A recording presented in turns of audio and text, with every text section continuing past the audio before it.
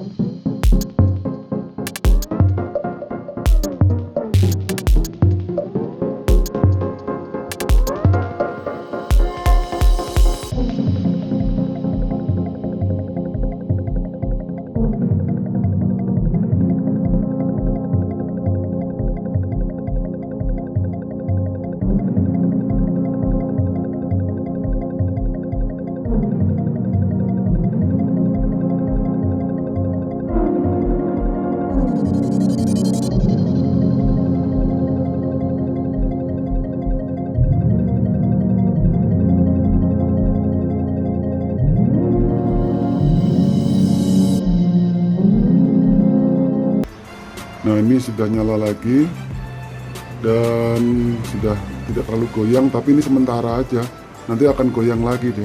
Ini catnya juga gampang rusak ya. Kalau drag 3 ini sudah pernah saya bongkar. Ini dia ada bautnya 2 di sini, dalam ada lagi 2 untuk nahan bagian ini. Cuma drag 3 memang gampang kotor ya, tapi bisa dicuci kok. Saya sudah pernah cuci ini, tapi habis itu kotor lagi karena tangan kita kan kena liquid. Nah, ini bautnya di sini, dia ditahan oleh logamnya sampai ke bawah. Nah, ini jadi dia 2 baut ini aja yang nahan kalau untuk drag 3.